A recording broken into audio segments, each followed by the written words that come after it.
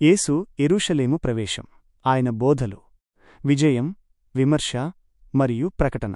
యేసు యెరూషలేములోకి ప్రవేశించినప్పటినుండి ఆయన మరణానికి ముందు బోధించిన సంఘటనలు లూకా 19వ అధ్యాయం 28వ వచనం నుండి 21వ అధ్యాయం వరకు వివరించబడ్డాయి. ఇది ఆదివారం జరిగింది. ప్రజలు ఆయనను రాజుగా స్వాగతించినప్పుడు హోసన్నా అనే హీబ్రూ పదాన్ని ఉపయోగించారు. ఈ పదం రక్షించు అని లేదా దయచేసి రక్షించు అని అర్థమిస్తుంది. ప్రజలు కేవలం ఒక రాజును కాకుండా తమ పాపాల నుండి రక్షించే రక్షకుడిని ఆశిస్తున్నారని ఇది స్పష్టం చేస్తుంది. దేవాలయంలో బోధన. యేసు దేవాలయంలోని వ్యాపారులను వెళ్లగొట్టి, నా ఇల్లు ప్రార్థనా మందిరం అని చెప్పిన సంఘటన లూకా 19వ అధ్యాయం 45వ వచనం నుండి 46వ వచనం వరకు ఉంది. ఇది ప్రజల భక్తిలోని లోపాలను, మతనాయకుల మోసపూరిత స్వభావాన్ని బయటపెట్టింది. ఆయన బోధనలు వారిపై తీవ్రమైన విమర్శలు చేశాయి. వారి అధికారాన్ని ప్రశ్నించిన వారికి యేసు చాలా శక్తివంతమైన ఉపమానాలను ఉపయోగించి జవాబిచ్చారు. దుష్టులైన కౌలుదారుల ఉపమానం దీనికి ఒక ఉదాహరణ. ఈ ఉపమానం లూకా 20వ అధ్యాయం 9వ వచనం నుండి 19వ వచనం వరకు వివరించబడింది. క్రీస్తు శ్రమలు, ప్రవచన నెరవేర్పు, అంతిమ త్యాగం. యేసు శ్రమల గురించిన కథనం లూకా 22వ అధ్యాయం నుండి 23వ అధ్యాయం చివరి వరకు ఉంది. ఈ భాగం యేసు జీవితంలోని అత్యంత క్లిష్టమైన సంఘటనలను వివరిస్తుంది. చివరి విందు, ప్రార్థన. బుధవారం రాత్రి యూదా యేసును అప్పగించడానికి ఒప్పుకున్నాడు. గురువారం సాయంత్రం యేసు తన శిష్యులతో చివరి విందు, లాస్ట్ సప్పర్ ఏర్పాటు చేశారు. ఈ విందులో యేసు రొట్టెను తన శరీరమని, ద్రాక్షారసాన్ని తన రక్తమని చెప్పారు. ఈ సంఘటనలో కైనె ద్యాథెకే అనే గ్రీకు పదం కొత్త నిబంధన లేదా కొత్త ఒడంబడిక అని సూచిస్తుంది. ఇది యేసు మరణం ద్వారా పాపాలకు క్షమాపణ లభించే కొత్త ఒడంబడిక. ఈ విందు తర్వాత గెత్సేమనే తోటలో యేసు తీవ్రమైన వేదనతో ప్రార్థన చేసి బంధించబడ్డారు.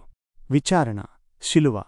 లూకా 22వ అధ్యాయం 54వ వచనం నుండి 23వ అధ్యాయం 56వ వచనం వరకు ఉన్న భాగంలో యేసు అనేకసార్లు విచారించబడటం, శిలువ వేయబడటం వంటివి వివరించబడ్డాయి.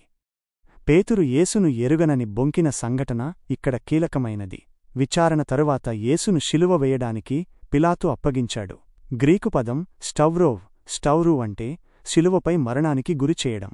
యేసు శిలువపై ఉన్నప్పుడు మధ్యాహ్నం 12 నుండి 3 గంటల వరకు దేశమంతా చీకటి కమ్మింది. ఆయన ప్రాణం విడిచే ముందు, తండ్రి, నీ చేతికి నా ఆత్మను అప్పగించుచున్నాను అని చెప్పి మరణించారు. ఇది బైబిల్లోని ప్రవచనాలను నెరవేరుస్తుంది. విజయం, పునరుద్ధానం, నిరీక్షణ. లూకా 24వ అధ్యాయంలో వివరించబడిన పునరుద్ధానం యేసు జీవితంలో అత్యంత ప్రాముఖ్యమైన సంఘటన. ఇది క్రైస్తవ విశ్వాసానికి ఆధారం. పునరుత్థానం, ప్రత్యక్షతలు.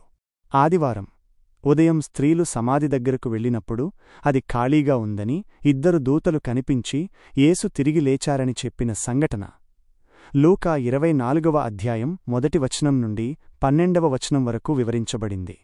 ఆ తరువాత యేసు ఎమ్మాయు గ్రామానికి వెళ్లే 2 శిష్యులతో కలిసి నడిచి తన పునరుత్థాన దేహాన్ని వారికి చూపించారు. నియామకం, ఆరోహణం. యేసు తన శిష్యులకు కనిపించి, మారుమనస్సు పొంది పాపక్షమాపణ నిమిత్తం తన పేరిట ప్రకటన జరుగుతుందని చెప్పారు. ఈ పనిని చేయడానికి వారిని ఆదేశించారు. ఇది మనుష్యులకు లభించిన గొప్ప శుభవార్త. గ్రీకు పదం యువాంజేలియన్ దీనినే సూచిస్తుంది. ఈ పదానికి మంచి వర్తమానం అని అర్థం. ఈ వర్తమానంలో రక్షణ, నిరీక్షణ, క్షమాపణ అనే ముఖ్యమైన విషయాలు ఉన్నాయి. చివరిగా యేసు శిష్యులందరి సమక్షంలో పరలోకానికి ఆరోహణమయ్యారు. ఆయన మళ్లీ వస్తాడనే నిరీక్షణను మిగిల్చివెళ్లారు. ఈ సంఘటనలన్నీ యేసుక్రీస్తు నిజంగా దేవుని కుమారుడు, రక్షకుడు అని నిరూపిస్తాయి. ఆయన జీవితం, మరణం, పునరుద్ధానం మొత్తం మానవజాతికి పాపక్షమాపణను, శాశ్వతమైన నిరీక్షణను అందిస్తాయి.